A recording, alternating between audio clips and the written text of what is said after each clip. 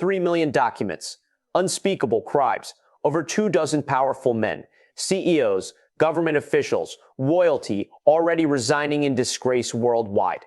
And yet, in the United States of America, not a single arrest, not one. A congressman just stood on the floor of Congress, looked into the camera and named names out loud. Leon Black, Jess Staley, Leslie Wexner. And then he asked the question that millions of Americans have been screaming for years. Where is the justice? If you've never seen anything like this before, that's because you haven't. What you're about to watch is a sitting U.S. congressman on the record in the halls of power, dismantling the silence surrounding the Epstein files, and then turning his fire on a billion-dollar German corporation that he says has compromised all three branches of the American government. This is not a theory. This is Congress. On camera. On the record. Hit subscribe right now and ring that bell, because the stories we cover here are the ones the mainstream won't touch. Stay with me. It only gets more explosive from here. The date doesn't matter as much as the moment. Because what happened on the floor of the United States House of Representatives was the kind of moment that gets buried, quietly, efficiently, by the very institutions that should be amplifying it. Congressman Thomas Massie of Kentucky took his 5 minutes. Just 5 minutes. And in those 5 minutes, he said more than most elected officials have said in the last 5 years combined. He started simply, almost quietly. Congress created the Department of Justice. Congress funds the Department of Justice. Congress is responsible for the oversight of the Department of Justice. That's the setup. That's the foundation. Because what comes next requires you to understand one devastating truth. The people responsible for making sure justice happens are the same people standing in the way of it. The Epstein files have been released. Over 3 million documents. Pages and pages describing crimes so horrifying that even Massie, a seasoned congressman, called them unspeakable. Much of it redacted, blacked out, hidden from the American public by the very government that's supposed to protect them. And yet, despite all of this, despite the documents, despite the resignations, despite the names, the Department of Justice has done nothing. Let that sink in. Let's stop for a moment, because behind every document, behind every redaction, behind every blacked out line, there are real people, real victims, children who were trafficked, lives that were shattered, survivors who have spent years, decades, waiting for someone in power to finally say, enough. They were failed the first time in 2008, when Jeffrey Epstein, in what Massie called an open and shut case of child sex trafficking, was given a sweetheart deal, a light sentence. A slap on the wrist that allowed him to walk free, recommit these heinous crimes, create hundreds of new victims, and ensnare powerful men across the globe in his web of abuse. Hundreds more victims. Because someone decided not to prosecute properly. Because someone, somewhere, made a decision to protect the powerful instead of the vulnerable. The moral weight of that is crushing, and that's why what Massie did matters. Because naming names on the floor of Congress isn't just political theater. It's a signal to every survivor watching. Someone sees you. Someone is fighting for you. That matters. In a system that has failed these victims over and over again, one man standing up and refusing to be silent is not nothing. It is everything. Now here's where it gets explosive. Massie didn't just talk in generalities. He didn't hide behind vague language or political hedging. He stood at that podium and said 3 names out loud. Leon Black. You don't even need to dig through the redactions, Massie said. The evidence is right there in plain sight. This man, a billionaire private equity titan, needs to be investigated. Full stop. Jess Staley, accused of terrible things. The evidence is in the files, and yet silence from the DOJ. Leslie Wexner. Here's the jaw-dropping part. The FBI, the Federal Bureau of Investigation, listed Leslie Wexner as a co-conspirator in their own internal documents related to a child sex trafficking case. Their own documents. And then, according to Wexner himself, the FBI told him they had no questions for him. No questions. For a listed co-conspirator in a child sex trafficking case. How is that possible? How does that happen in the United States of America? Either the FBI is incompetent, or someone told them to stand down. There is no third option. This is the firestorm at the center of everything. This is why millions of people are furious, because the system isn't broken. The system is working exactly as designed, to protect the powerful and bury the truth. Let's go deeper. Because the picture Massie's painting isn't just about individual bad actors. It's about a systemic failure at the highest levels of American law enforcement and government. He referenced the Epstein Files Transparency Act, legislation that requires the DOJ and FBI to disclose their internal memos and emails about prosecutorial decisions surrounding the Epstein case. Decisions about who to charge, who to protect, who to let walk. Those documents have not been delivered. They were required by law. They have not been delivered. And we're not just talking about recent decisions. Massie went all the way back to 2008 to the original Epstein prosecution that let a serial child sex trafficker off with a deal so light it shocked legal experts at the time. Someone made the call to go easy. Someone decided that Jeffrey Epstein's freedom was worth more than justice for his victims. Who made that call? What were their reasons? Were they compromised? Were they coerced? Were they, and this is the question nobody wants to ask out loud, part of it, we don't know. Because the memos haven't been released.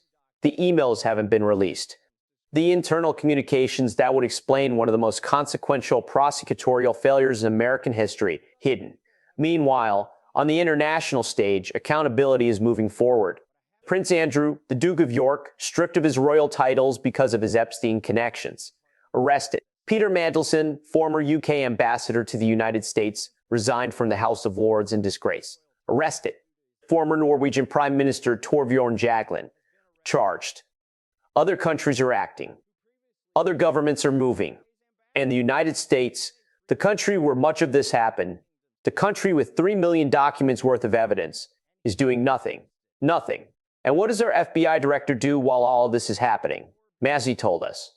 He's celebrating in the locker room at the Olympics, overseas, cheering for America. And listen, there's nothing wrong with being proud of your country. Nothing at all. But Massie's point cuts like a knife. We should be proud of America because we have a system of justice that works, and we don't.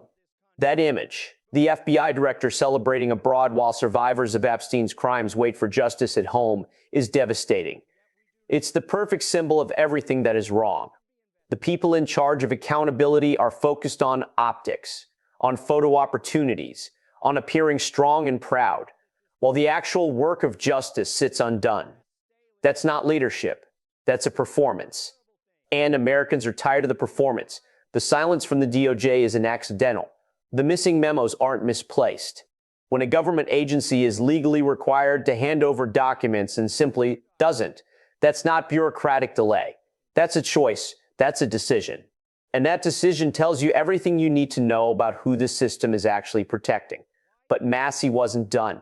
Because after dismantling the DOJ's failure on Epstein, he pivoted, and what he said next revealed a pattern so chilling, so comprehensive that it reframes everything. He said, this government is under siege. Not one branch, not two, all three.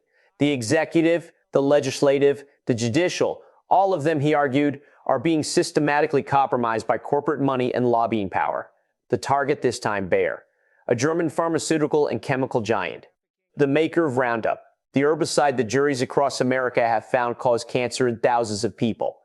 Bayer has spent over $9 million lobbying Congress and the executive branch for one goal: complete immunity from liability. No lawsuits, no accountability, no justice for the people harmed, and they're making progress.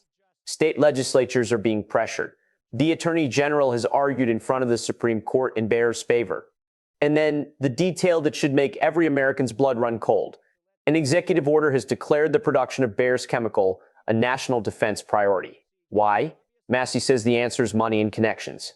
The president's chief of staff and the attorney general both worked for lobbying firms that receive millions from Bayer. The revolving door between corporate power and government isn't just spinning. It's been welded open. And what is the institutional response to all of this? What does the system say when confronted with these facts? Mostly nothing, or deflection, or procedural delay, or the quiet hope that the news cycle moves on before anyone has to answer the hard questions. The DOJ doesn't deliver the memos. The FBI director takes victory laps at international sporting events. The executive branch issues orders that happen to perfectly align with the financial interests of the lobbying firms that employed its top officials. State legislators quietly pass immunity bills. The Supreme Court entertains arguments that would strip ordinary Americans of their constitutional right to a trial. That's the response. Silence, delay, and the grinding machinery of power protecting itself. There are no bombshell counter-arguments because there are none to make. You cannot justify not delivering legally required documents. You cannot justify listing someone as a co-conspirator and then announcing you have no questions for them. You cannot justify declaring a foreign corporation's herbicide a matter of national defense. The defense is the silence, and the silence is deafening. Here's what this really means, and I need you to hear this. What Massie did on that House floor was not just political grandstanding. It was a public record. It's permanent. It's searchable. It's evidence that at least one elected official looked at what's happening and refused to pretend it was normal, because none of this is normal. A justice system that protects powerful child sex traffickers and their associates is not normal. A government that ignores its own legal requirements to provide transparency is not normal. An executive branch staffed with lobbyists for the very corporations they're now regulating. Not normal. The American Constitution guarantees every citizen a right to their day in court. It is a founding promise. And what Massie described in both the Epstein failures and the Bear immunity push is a coordinated, well-funded, long-running effort to make that promise meaningless for anyone who isn't powerful enough or rich enough to buy protection. That should terrify you, not as a Republican, not as a Democrat, as an American. Because if the DOJ can decide not to prosecute powerful men connected to child sex trafficking without any accountability, and if corporations could spend enough money to make themselves immune to lawsuits, then the rule of law doesn't exist anymore. What exists is the rule of money, the rule of connections, the rule of whoever can buy the most protection. And the only weapon against that, the only weapon, is exposure, sunlight. People like you watching, sharing, demanding answers. And people like Massie standing at a podium and saying the names out loud. We started with a question. When will we see justice? Massie asked it. Millions of Americans have asked it. The survivors of Jeffrey Epstein's crimes have spent their lives asking it. And right now, today, we don't have a full answer. The memos are missing. The arrests haven't come. The lobbying money is still flowing. The immunity push is still happening. But something did happen on that House floor. The names were spoken. The pattern was named. The silence was broken. If only for 5 minutes. 5 minutes on the record forever. That matters. Don't let anyone tell you it doesn't. Now here's what you can do right now. Share this video. Send it to someone who needs to see it. Post it. Because the only way these stories stay alive, the only way the pressure stays on is if people keep watching, keep talking, keep demanding answers. Hit that like button if you believe in accountability. Subscribe if you want more coverage like this. Because we are not stopping. We will keep covering every hearing, every revelation, every moment when someone in power finally speaks the truth out loud. Justice hasn't arrived yet. But the fight isn't over. And as long as people are watching, it never will be.